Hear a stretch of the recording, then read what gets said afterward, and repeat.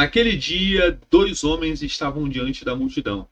Um era culpado, condenado por rebelião e assassinato, esperando a morte na cruz. O outro era inocente, sem nenhuma culpa, reconhecido até pelo próprio governador romano como justo. A multidão tinha que escolher um para libertar, e escolheu o culpado. Esse é um dos momentos mais perturbadores de toda a narrativa da paixão. E o homem que saiu livre naquele dia, Barrabás, é um dos personagens mais fascinantes e mais esquecidos de todo o Novo Testamento.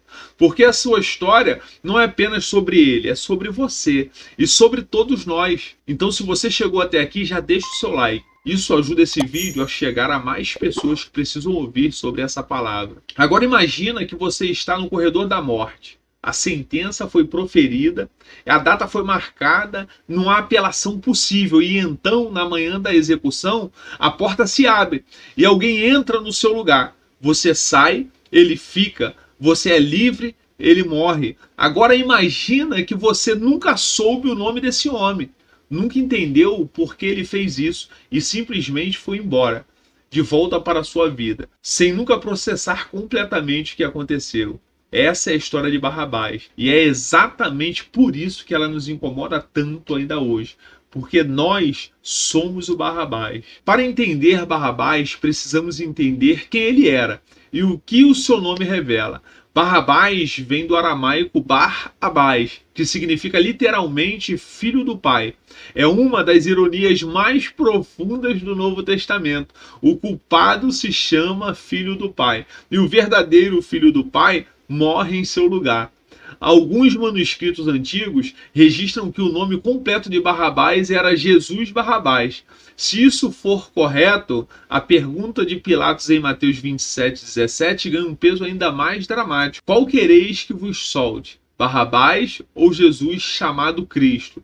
Jesus, filho do Pai, ou Jesus o Cristo? Mas quem era esse homem além do nome? Os 4 evangelhos convergem no retrato.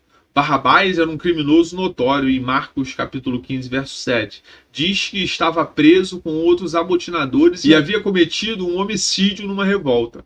Lucas capítulo 23, verso 19, confirma, o qual tinha sido lançado na prisão por causa de uma sedição à vida na cidade e por homicídio. João capítulo 18, no verso 40, o chama simplesmente de salteador, rebelião, assassinato, roubo. Barrabás não era um criminoso menor, era um homem de violência, provavelmente envolvido no movimento zelota, grupos que resistiam ao domínio romano através da força. Mateus capítulo 27, no verso 16, o chama de preso famoso, um homem que o povo conhecia. Provavelmente até admirava caso seus crimes tivessem motivação nacionalista contra Roma. Esse era o homem que saiu livre no lugar de Jesus. Para entender a escolha da multidão, nós precisamos entender o contexto, porque a cena é mais complexa do que parece. Era festa de Páscoa, e havia um costume não registrado em fontes romanas, mas consistente nos 4 evangelhos, pelo qual o governador liberava um prisioneiro durante as festividades como gesto de boa vontade para com o povo judeu. Mateus capítulo 25, verso 15, confirma, ora, por ocasião da festa, costumava o presidente soltar um preso, escolhendo o povo aquele que o quisesse. Pilatos claramente queria libertar Jesus. Lucas capítulo 23, verso 4, registra que ele declarou ao povo, não acho nenhum crime neste homem. E Mateus 27:19 acrescenta um detalhe extraordinário. Enquanto Jesus era julgado, a esposa de Pilatos mandou recado dizendo que havia sofrido muito em sonhos por causa daquele homem. E que Pilatos não se envolvesse em sua condenação. Mas Mateus 27:20 revela o que mudou tudo. Os principais dos sacerdotes, os anciões, porém, persuadiram a multidão a que pedissem Barrabás e destruísse Jesus. Foi uma operação coordenada. Os líderes religiosos trabalharam ativamente para reverter qualquer simpatia que o povo pudesse ter por Jesus. E funcionou. A multidão gritou, Barrabás, Barrabás. E quando Pilatos perguntou o que fazer com Jesus, responderam, seja crucificado. 3 vezes Pilatos tentou resistir. 3 vezes a multidão insistiu. E então ele lavou as mãos literalmente e entregou Jesus. Barrabás foi solto. Jesus foi açoitado e levado para a cruz. Aqui está a parte que todo mundo quer saber e que a Bíblia deliberadamente não responde. A Escritura não diz o que aconteceu com Barrabás depois que ele saiu daquele pretório. Nenhum dos 4 evangelhos, nenhuma epístola, nenhum livro do Novo Testamento menciona o seu nome depois daquele dia. Ele simplesmente saiu e desapareceu da narrativa bíblica para sempre. E esse silêncio é teologicamente significativo, porque o ponto da história de Barrabás não é o que ele fez depois. O ponto é o que aconteceu naquele momento e o que aquele momento significa para cada pessoa que lê.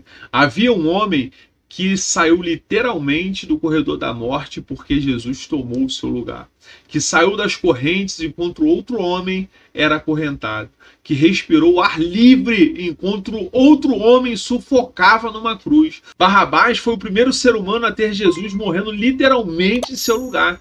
Não de forma figurada, não teologicamente, mas fisicamente, historicamente, naquele mesmo dia, naquele mesmo lugar. E aqui está o que quase ninguém percebe, e é o coração de toda essa história. Romanos capítulo 5, verso 8 declara: mas Deus prova o seu amor para conosco em que Cristo morreu por nós, sendo nós ainda pecadores. Não depois de melhorarmos, não depois de nos arrependermos, sendo nós ainda pecadores. Barrabás não fez nada para merecer a liberdade, não se arrependeu antes de sair, não fez uma oração, não prometeu mudar, ele simplesmente recebeu gratuitamente, imerecidamente, incompreensivelmente a vida de outro homem no seu lugar. Isso é exatamente o que o Evangelho declara sobre cada pessoa que crê. Éramos culpados, a sentença havia sido proferida e Jesus entrou no nosso lugar, não porque nós merecíamos, mas porque ele escolheu.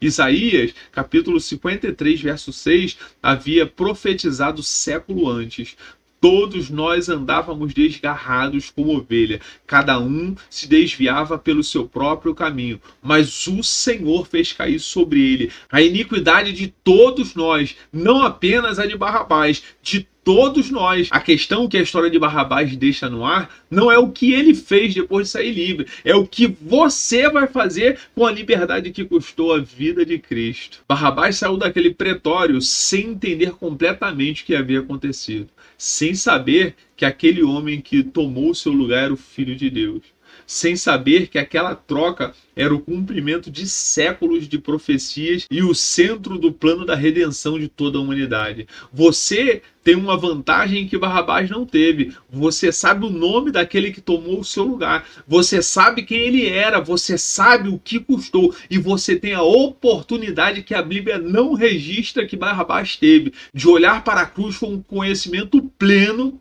e responder. João capítulo 3, verso 16 não foi escrito para inocentes, foi escrito para os Barrabás do mundo, para todo aquele que reconhece que merecia a condenação e recebeu a graça.